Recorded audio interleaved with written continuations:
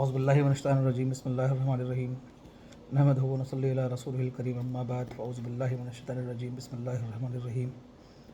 سورہ طٰہٰ کا رکن نمبر 5 ہے۔ اس میں اللہ تعالیٰ فرماتا ہے کہ یسألونک عن الجبال فقل ينسفها ربی نسفا فیذرها قاعا صفصفا لا تری فیہا عوجا ولا امتا یومئذ یتبعون الداعی لا عوج لہ وخشعت الاصوات للرحمن فلا تسمع الا ہمسا یومئذ لا تنفع الشفاعۃ الا من اذن الرحمن ورضی لہ قولا یعلم ما بین ایدیہم وخلفہم ولا یحیطون بہ علما وعنت الوجوہ للحی القیوم وقد خاب من حمل ظلما ومن یعمل من الصالحات وهو مؤمن فلا یخاف ظلما ولا حسنا۔ یہ لوگ تم سے پوچھتے ہیں کہ آخر اس دن یہ پہاڑ کہاں چلے جائیں گے؟ ان سے کہو کہ میرا رب ان کو دھول بنا کر اڑا دے گا اور زمین کو ایسا ہموار چٹال بنا دے گا کہ تم میں کوئی بل اور سلوٹ نہ دیکھو گے۔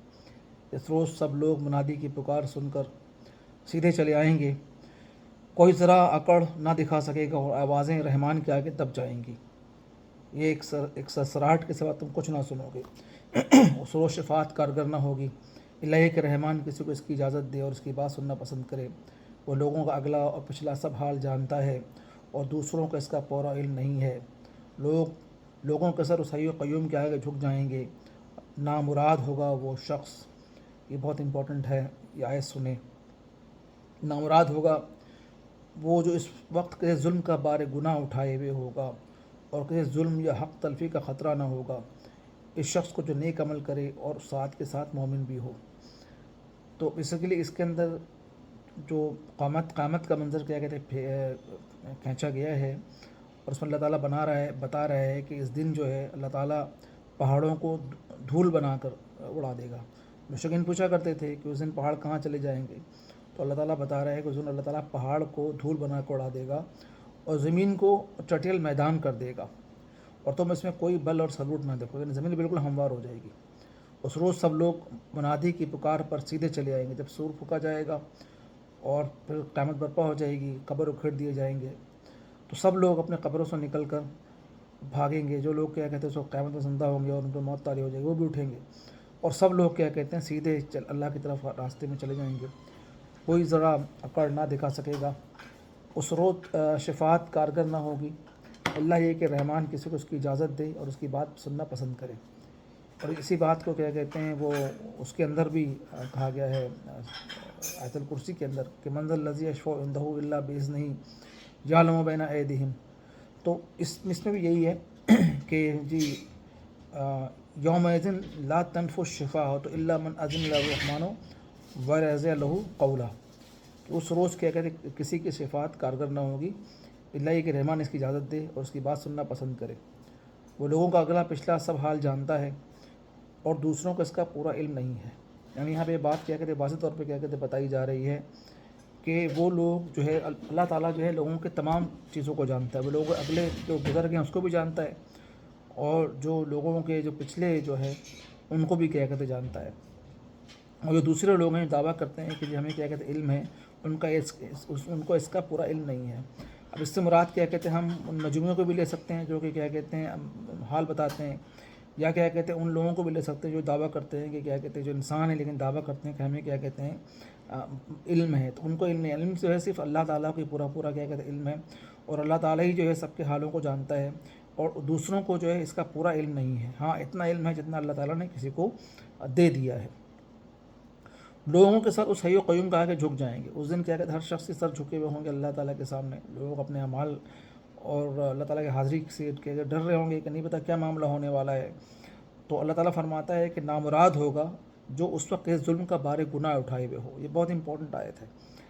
آج کل کیا کہتے ہیں لوگ چھوٹی چیزوں کے لیے حق تلفی کرتے ہیں، کسی کی زمین کو دبا لیتے ہیں، کوئی غریب کو دیکھا اس کو دبا لیا، بیوہ کو دیکھا اس کو دبا لیا، کسی کو بے سہارا بے آسرا دیکھا اس کو دبا لیا۔ ہمارے اوور آل کیا کہتے ہیں حالات یہ ہیں کہ جو کمزور ہیں قانون کی مدد بھی نہیں کرتا، عدالتیں بھی کیا کہتے ہیں ان کے فیصلے نہیں کرتی، لیکن جو مضبوط ہیں پورا نظام کیا کہتے ہیں انہیں کے گرد کیا کہتے ہیں گھومتا ہے۔ تو اللہ تعالیٰ کہہ رہا ہے نامراد ہوگا اس وقت، وہ نامراد ہوگا جو اس وقت کے ظلم کا بار گناہ اٹھائے ہوگا۔ اور اس میں جو لوگ فیصلہ کرتے ہیں فیصلہ کرنے والے دیکھ لیں وہ کیسا فیصلہ کرتے ہیں، جو جھوٹا الزام دوسروں پہ لگاتے ہیں وہ دیکھ لیں کہ جو ان کا کیا انجام ہوگا۔ یا کسی شخص نے بھی کوئی ذرہ برابر کیا کہتے ہیں کوئی گناہ کیا ہوگا یا کوئی ظلم کیا ہوگا کسی کے اوپر، فَمَن يَعْمَلْ مِثْقَالَ ذَرَّةٍ شَرًّا يَرَهُ وَمَن يَعْمَلْ مِثْقَالَ ذَرَّةٍ خَيْرًا يَرَهُ وَمَن يَعْمَلْ مِثْقَالَ ذَرَّةٍ شَرًّا يَرَهُ۔ جس نے ذرہ برابر نیکی کی ہوگی اس کو دیکھ لے گا، اور جس نے ذرہ برابر برائی کی ہوگی اس کو دیکھ لے گا۔ تو اس میں کیا کہتے ہیں بیسیکلی یہ ہے کہ نامراد ہوگا وہ شخص جو اس وقت کیا کہتے ہیں ظلم کا بار کیا کہتے ہیں اٹھائے ہوا ہوگا۔ تو کسی بھی طرح کا ظلم کیا کہتے ہیں کسی نے کسی کے ساتھ کیا ہوگا، تو بہت سارے ظلم کیا کہتے ہیں لوگ کرتے ہیں، جب کیا کہتے ہیں کوئی کمزور کیا کہتے ہیں سے واسطہ پڑ جاتا ہے تو اس کو بہت ساری چیزیں اس کے ساتھ کیا کہتے ہیں ہو جاتی ہیں۔ کوئی لوگ ناجائز زمینیں قبضہ کر لیتے ہیں، کوئی لوگ کیا کہتے ہیں کسی کا حق کیا کہتے ہیں مار لیتے ہیں۔ بہت سارے لوگ ایسے ہیں کہ جو پینشن کے لیے در بدر پھر رہے ہیں، لوگوں کے فائلیں اپروو نہیں کرتے۔ آپ کیا کہتے ہیں محکموں میں چلے جائیں، رشوت کے بغیر کام نہیں ہوتا۔ آپ کے BCA چلے جائیں، آپ کا نقشہ اپروو نہیں ہوگا بغیر رشوت کے۔ آپ اگر کیا کہتے ہیں جناب عالی FBR چلے جائیں، آپ کی کوئی ٹیکس کی اسسمنٹ نہیں ہوگی بغیر رشوت کے۔ تو ایک رشوت کا، چور بازاری کا اور ظلم کا بازار گرم ہے۔ یہ مسلمان معاشرہ ہے۔ اللہ تعالیٰ سے عہد کیا تھا ہم نے کہ لا الہ الا اللہ، اللہ کے سوا کوئی عبادت کا لائق نہیں ہے، اللہ تعالیٰ کی مانیں گے، اللہ تعالیٰ کے کہنے بھی کہہ کے چلیں گے، اور محمد رسول اللہ صلی اللہ علیہ وسلم اللہ کے بندے اور رسول ہیں، خاتم النبیین ہیں، اور ان کی سیرت پہ عمل کریں گے۔ لیکن کیا کہتے ہیں ہم مسلمانوں نے کیا کہتے ہیں ان کو کیا کہتے چیزوں کو بھلا دیا ہے۔ تو ابھی بھلا تو دیا ہے لیکن وہ پکڑ کا وقت کیا کہتے ہیں بہت قریب آنے والا ہے، اور اس وقت کیا کہتے ہیں پھر آپ دیکھیں گے کہ جو نامراد ہوگا وہ شخص جو اس وقت کسی ظلم کا بار گناہ اٹھایا ہوا ہوگا۔ اللہ تعالیٰ صاف صاف کہہ رہا ہے، ایسا نہیں ہوگا کہ یہاں دنیا میں کسی کا زیادتی کر دی تو وہاں بچت ہو جائے گی۔ اگر آپ کو بچت کرنا ہے تو دنیا میں ہی کیا کہتے ہیں اپنے معاملات کو کیا کہتے ہیں صاف کر لیں، اور کسی ظلم یا حق اور کسی ظلم یا حق تلفی یا خطرہ نہ ہوگا۔ اس دن ایسا نہیں ہوگا کہ اللہ تعالیٰ کی عدالت لگے گی تو کسی پہ ظلم کیا جائے گا یا کسی کی حق تلفی ہوگی، بلکہ کیا کہتے ہیں ہر ایک کو اس کے مطابق جزا ملے گی، اور اللہ تعالیٰ چاہے تو معاف کرنے والا ہے، کسی کو چاہے تو پورا کیا کہتے ہیں معاف کر دے۔ یہ اللہ تعالیٰ کے کیا کہتے ہیں دائرۂ اختیار کے اندر ہے۔ اللہ تعالیٰ کو کیا کہتے ہیں کوئی روکنے والا نہیں، اس لیے کہ وہ خالق کائنات ہے، وہ مالک کو جو چاہے فیصلے کرے، لیکن ظلم نہیں ہوگا کسی پہ۔ ایسا نہیں ہوگا کہ کسی نے کوئی کم گناہ کیا اس کو زیادہ ثواب مل جائے، یا زیادہ گناہ کیا ہوگا اس کو کم ہوگا۔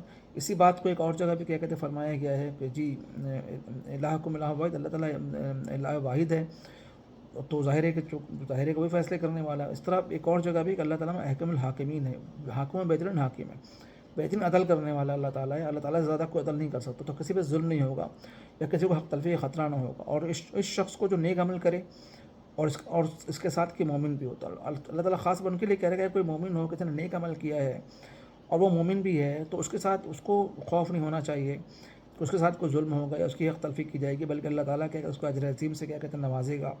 ہاں اس آیت کے اندر جو یہ آیت ہے یہ بہت کیا کہتے ہیں وہ ہے سوچنے والی، کیا کہتے ہیں کہ نامراد ہوگا وہ شخص، نامراد ہوگا جو اس وقت کسی ظلم کے بار گناہ کا اٹھایا ہوا ہوگا اس نے، ٹھیک ہے نا۔